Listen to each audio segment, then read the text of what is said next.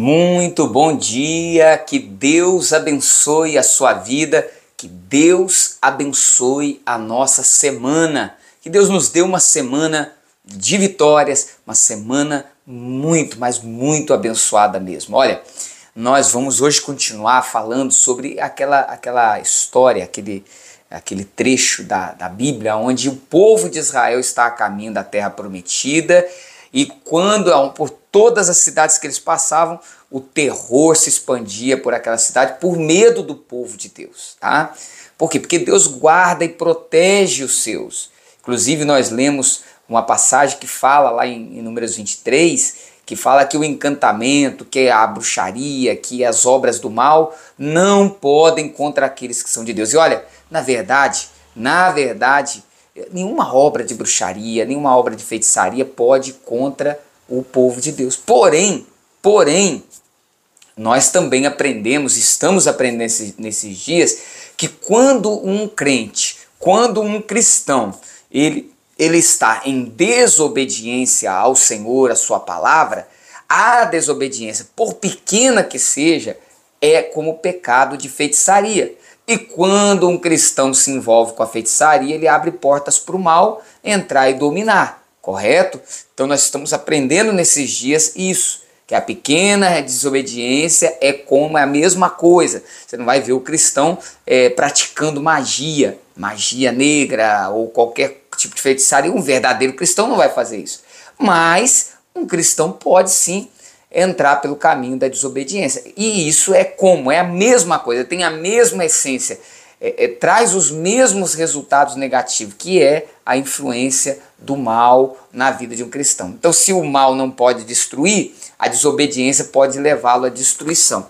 E nós estávamos falando sobre Balaão, profeta que foi chamado por Balaque, rei de Moabe. Se você não viu, você veja as últimas duas leituras da semana passada e você vai encontrar sobre esse assunto, tá? Mas o texto diz, ele consulta a Deus, Balaão consulta a Deus se é para ele amaldiçoar o povo de Deus. Vê se tem sentido isso. Não tem sentido. Mas a história diz que ele consultou a Deus, Deus falou para ele que não. Depois os mensageiros voltaram a Balaque e falaram ali para Balaque. Balaque enviou outros mensageiros com mais dinheiro e agora o Balaão vai consultar Deus de novo, sendo que Deus já havia sido claro em dizer que não, né? Será que Balaão pensava que agora com uma quantidade de dinheiro maior Deus ia mudar de ideia, né? Não faz sentido, né? Mas a sua cegueira era tão grande, o Balaão estava tão cego pelo dinheiro, que ele queria perguntar de novo, né? E aí o texto do capítulo 22 de Números, verso 20, diz: Veio, pois, o Senhor a Balaão de noite e disse-lhe: Se aqueles homens vieram chamar-te, levanta-te e vai com eles. Todavia farás somente o que eu te disser. Olha só, Deus disse. Será que Deus mudou de ideia? Por que Deus falou com Balaão? Vai com eles. Olha só, versículo 21. Então Balaão levantou-se pela manhã, albardou a sua jumenta e partiu com os príncipes de Moabe. Acendeu-se a ira de Deus porque ele se foi.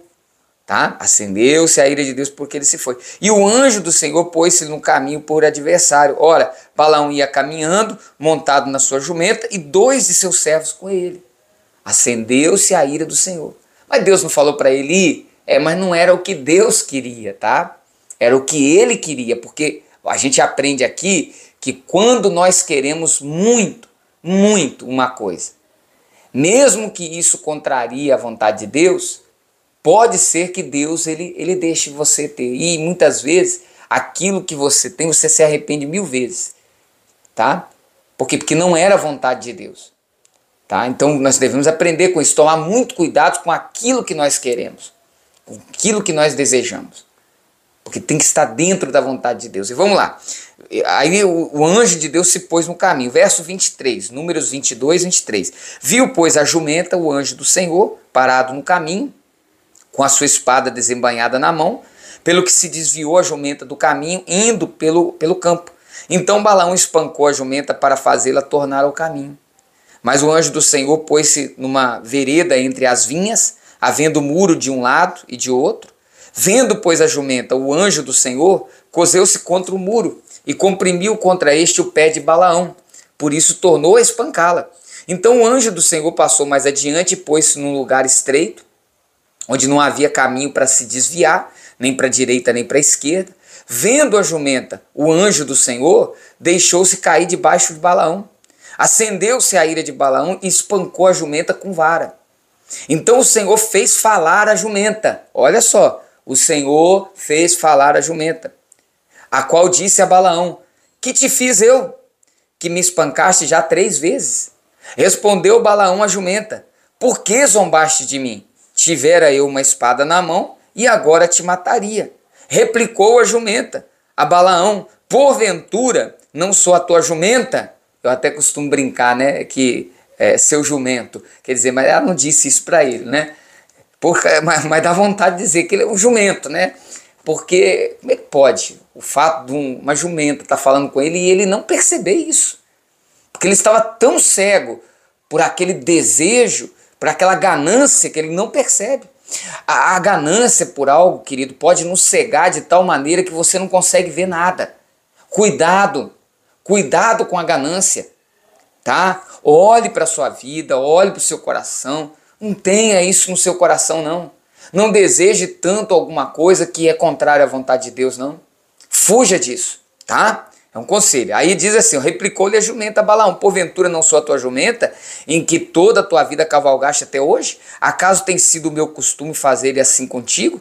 Então ele respondeu: não. Então o Senhor abriu os olhos de Balaão, ele viu o anjo do Senhor, que estava no caminho, com a sua espada desembainhada na mão, pelo que inclinou a cabeça e prostrou-se com o rosto em terra. Então o anjo do Senhor lhe disse: porque já 3 vezes espancaste a jumenta? Eis que eu saí como teu adversário, porque o teu caminho é perverso diante de mim. A jumenta me viu e já 3 vezes se desviou de mim.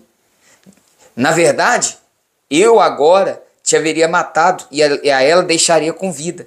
Então Balaão disse ao anjo do Senhor: pequei, porque não soube que estavas neste caminho para te opores a mim. Agora, se parece mal aos teus olhos, voltarei. Se parece mal aos teus olhos. Você percebe?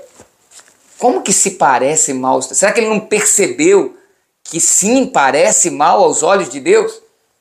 Você percebe a cegueira? Ele disse: eu pequei, mas ele está arrependido?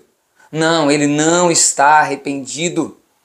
Porque o arrependimento não é isso aqui. Ele está fugindo da consequência. O anjo estava com a espada. Ele ia perder a vida dele. Então o medo dele era da consequência daquela rebelião, daquela rebeldia. E isso não é arrependimento, tá? Não é arrependimento. O arrependimento é uma dor profunda por haver pecado contra o Senhor. Ele não está sentindo dor pelo Senhor, pelo querer impor a sua vontade e não se submeter à vontade do Senhor. Ele está preocupado com a vida dele. Eu não quero perder a minha vida. Então, se te parece mal, eu vou voltar então. Tá bom? Entenderam? Então, é a mesma coisa aquela pessoa, por exemplo, o marido, por exemplo, às vezes tem casos, né? Bebe, agride a mulher, maltrata, chega uma hora, ela não aguenta e vai embora. Aí ele vai atrás dela, muitas vezes há arrependimento. Quando há arrependimento, há mudança. Mas quando não há o verdadeiro arrependimento, quando eles voltam a estar juntos, volta tudo de novo. As agressões, tudo de novo. Então muitas vezes ele vai atrás da esposa, não por um arrependimento, mas ele está preocupado em que agora ele não vai ter a mulher do lado dele, não vai ter alguém para ajudar ele em casa, para fazer a comida, para fazer as coisas. Então, muitas vezes não é arrependimento, é apenas um remorso. É uma preocupação consigo mesmo, é um egoísmo e não um arrependimento. O que Deus espera de nós é o arrependimento, e o que nos protege e nos guarda, querido, é com certeza o permanecer em obediência ao Senhor. Então vamos deixar essa palavra para o nosso coração, começar essa semana com toda a fé, com toda a força e vamos orar. Se você preparou seu copo com água aí, vamos falar com Deus? Feche os seus olhos. Pai, em nome de Jesus, louvamos, bendizemos, exaltamos o teu santo nome. Glórias sejam dadas ao Deus Todo-Poderoso que nos dá a vida, que nos resgatou. Senhor, a minha oração nessa manhã é para que o Senhor não nos deixe cair em tentação, mas livra-nos do mal. Livra-nos do mal. Livra-nos, ó Deus, de pecar contra Ti. Nos livra, nos guarda. Protege-nos, ó Deus, da nossa salvação. Tu és o nosso escudo e fortaleza. Pai querido e Pai amado, abençoa esse irmão que está ouvindo esta oração, num leito de dor, doente, desenganado, cura ele, Pai, eu te peço. Eu oro por essa pessoa que está aflita, angustiada, oprimida, ó Deus Todo-Poderoso, em nome de Jesus, em nome do Senhor Jesus, eu te peço. Te peço, Pai, cura, liberta, salva, transforma, ó poderoso Deus. Que haja, que a bênção do Senhor possa nos cobrir durante essa semana. Portas se abram, caminhos se abram para que essa pessoa possa glorificar o teu nome com uma vida abençoada. Eu te agradeço, te louvo, consagro esse copo com água em nome de Jesus. Amém. Pode beber da água.